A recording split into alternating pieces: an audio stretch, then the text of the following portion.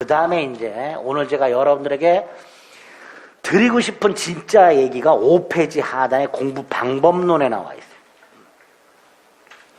그 공부 방법론을 보면요, 제일 처음에 뭐라고 돼 있어요? 마음의 여유를 갖자라고 돼 있죠. 이거보다 더 중요한 게 있어요. 제가 이런 거 그냥 빼놨어요.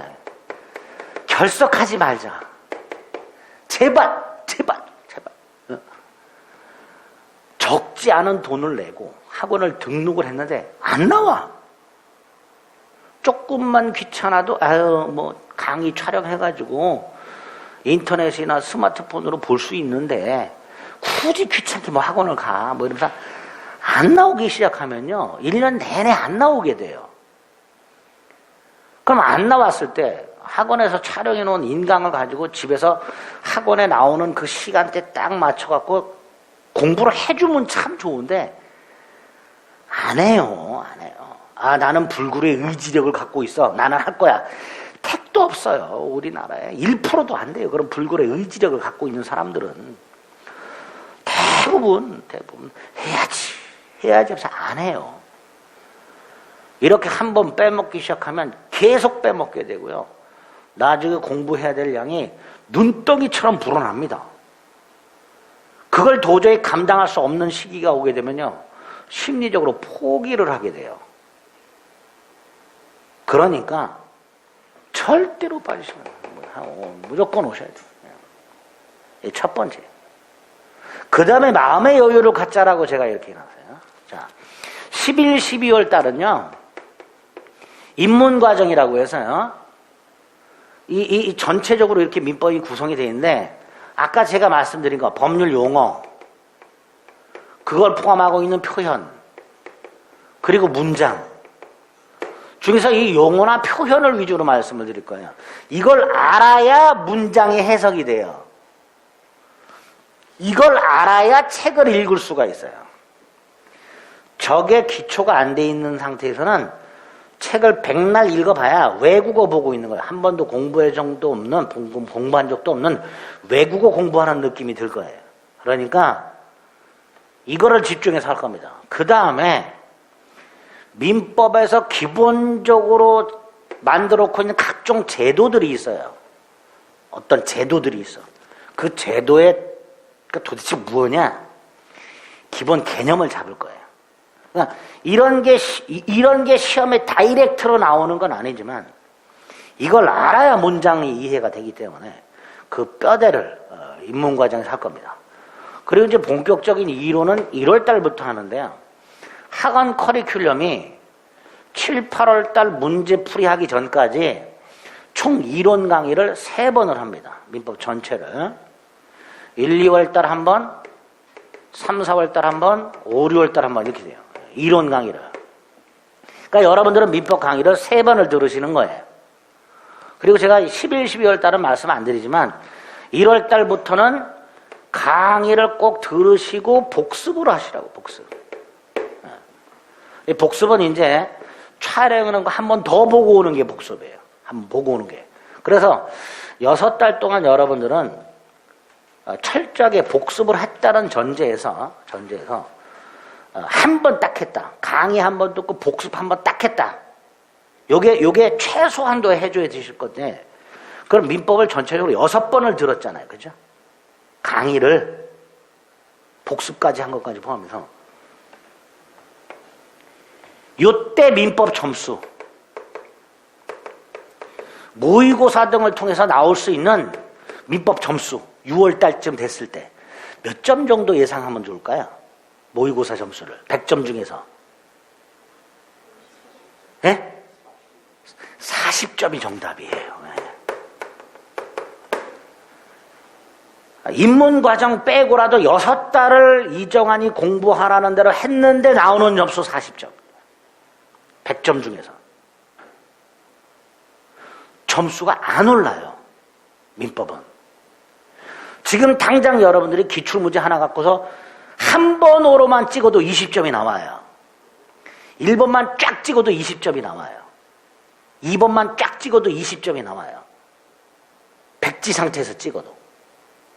근데 입문과정을 빼고 6달을 강의 열심히 듣고 복습까지 했는데 나오는 점수 40점. 이거보다 더 맞출 생각하지 마세요. 안 나오니까 그 정도로 점수가. 물론 같이 공부하는 분들 중에 공부에 특화되어 있는 분들이 있어요. 구조가, 뇌 구조가. 정리 잘하고 하라는 대로 다 하고 범위 넓히지 않고 이런 분들은 뭐 7, 80점 나오기도 해요. 이때 가서 공부에 힘들이 있어요. 그런 분들을 뺀 그런 극히 드문 1, 2%의 공부의 힘들을 뺀 나머지 우리는 한 40점대를 목표로 합니다. 이 40점대 받은 상태에서 문제풀이를 해요. 이걸 해야 이거 가지고 훈련하는 거. 훈련. 문제풀이 훈련. 아까 말씀 박스형 문제 푸는 훈련. 그러니까 문제풀이 과정은 실력을 업그레이드하는 과정이 아니라 기술을 공부하는 과정. 기술. 민법을. 다른 과목하고는 달라요. 민법은. 문제와 지문을 해석하는 훈련이 필요합니다. 그 과정을 민법은 꼭 거쳐야 돼요. 이 과정을 거쳐야 50점대로 점프하게 됩니다. 50점대로. 50점대. 그 이상. 근데 50점대로 점프했다 하더라도 60, 70점까지 나오진 않아요. 그래서 9월 모의고사, 10월 마무리 뭐 이런 것까지 하게 됐을 때 여러분들이 이런 과정을 통해서 받을 수 있는 점수가 50점대 후반 또는 60점대 초반 이렇게 돼요. 그리고 이 상태에서 시험장 갔어. 실수하지 않는다는 전제에서 65점이 나오는 거예요. 그런데 실전은 조금 달라요. 지금 여기서 말하는 요 점수 때는 모의고사 점수를 얘기하는 거예요. 근데 모의고사하고 내년에 시험장 가서 보는 실전하고 여러분들의 긴장도라든가 집중도가 같을까요? 다르죠? 모의고사는 요번에 못 보면 다음 달 거 조금 더 잘 보면 되지. 이럴 수 있어요. 근데 실전 어때요?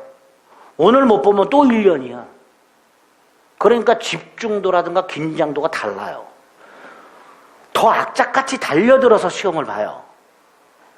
그러다 보니까 점수가 더 나와요. 모의고사보다 더 나와. 올해 여기서 공부하신 분들 중에서도 제가 1년 내내 이 말씀을 드렸는데 시험 보기 전까지는 아무도 안 믿어요.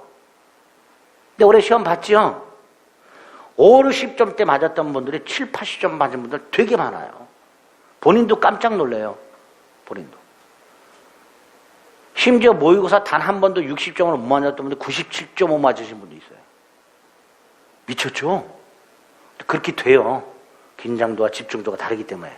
그러니까 우리는 내년 실전을 딱 목표로 공부하는 거기 때문에 중간에 이렇게 점수 안 오르는 거 가지고서 일희일비하지 말자 말이죠. 꾸준히 따라오다 보면 점수가 바닥을 기다가 어느 시점에 퀀텀하는 형님 탁 뛰는 시기가 와요. 그때까지는 스트레스 받지 말고 마음의 여유를 갖고 공부하셔야 돼요. 아주 중요합니다. 마음의 여유를 갖는 거.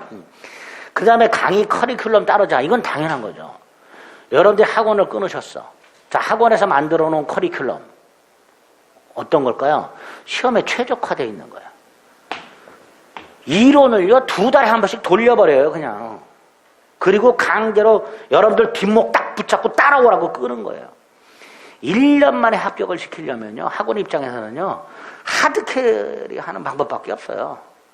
이 과정이 최적화됐으니까 따라와라 말이에요. 죽어라고. 그 계속 잔소리하고 닥달하고 그러는 거예요. 그걸 따라오셔야 돼요. 못 따라오시는 분들이 많아요. 왜? 힘드니까. 그래서 어떤 일들을 벌이시냐면 인터넷에 떠돌아다니고 있는 쉬운 것들. 에? 이거 찾아다녀. 이거 찾아. 다 떨어집니다. 그런 분들은 거의. 그러니까 학원에서 정해놓은 커리큘럼을 정확하게 따라오자. 정확하게. 특히 민법은 이 7, 8월 과정이 아주 중요해요. 거기 하나 덧붙여서 정규 과정에는 없어요. 없는데 뭐 강의를 특강을 하기도 하고 뭐 안 하기도 하겠지만 강의하냐 안 하냐를 떠나서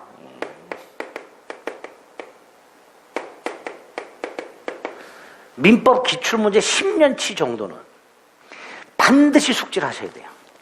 반드시. 그리고 이 두 가지가 아주 중요해요. 똑같이 나오는 경우도 많고요. 비슷한 내용들이 반복적으로 출제가 됩니다. 반복적으로. 이 시험은 뭐 새롭게 문제를 출제하는 게 아니라 산업인력관리공단에 있는 민법 문제 풀이 있어요. 대학 교수님들부터 출제를 해봐서 만들어 놓은 문제 풀이 있어요. 그래서 뽑는 거예요. 뽑아갖고 출제해요. 표현 다듬어서. 그러다 보니까 반복적으로 뽑히는 것들이 많아요. 문제를 이렇게 선별하는 분들이 대학 교수들인데 그 사람들이 보는 시각에서 중요 부분은 정해져 있어요. 그런 부분들을 딱딱딱 뽑는 거예요. 그러니까 매년 반복되는 문제들이 되게 많습니다. 출제되는 문제. 그러니까 기출문제를 반드시 확인하죠. 문제풀이 훈련이 꼭 필요해요. 꼭 따라오시길 바랍니다. 아시겠죠? 그리고 이제 넘겨보면 이제 오늘부터 해야 될 거, 이 기초 입문 과정이라고. 단가로 이번에는 기본 심화 과정이 이제 1월 달부터 6월 달까지 하는 거예요. 나중에 말씀드린 기초 입문 과정이라고 돼 있어요. 거기 뭐라고 돼 있어요? 법학 분야에서 사용하는 법률 용어와 표현 및 각 제도의 개념에 익숙해져야 한다 이렇게 돼 있죠. 여기서 익숙이라는 말은 직관적으로 이해하자는 뜻이에요. 자, 예를 들어서 우리 어린애가 처음에는 말도 못하고 기지도 못했던 애들이 점점 자라면서 어느 시점이 되면 엄마 배고파 밥 주세요 이렇게 해요. 이런 말을 썼다고 해요. 그러면 이 말을 들은 엄마는 국어 사전을 찾았고 밥이 뭐지? 주세요가 뭐지? 이거 찾아갖고 이해하질 않지요. 말을 하는 애들도 밥 주세요. 이게 밥이 뭐지? 내가 배고픈데 어떤 단어를 써야 되지? 먹는 거 밥이라는 단어를 써야 되겠구나. 받으려면 달라는 표, 이런 생각 안 하고요. 0.0001초 만에 밥 달라고 할 것이고요. 엄마도 0.0001초 만에 얘가 뭘 요구하는지 단박에 알아듣잖아요. 그죠? 그게 익숙해지는 거예요. 어디서 따로 공부한 적이 없어요. 민법도 그렇게 돼야 돼요.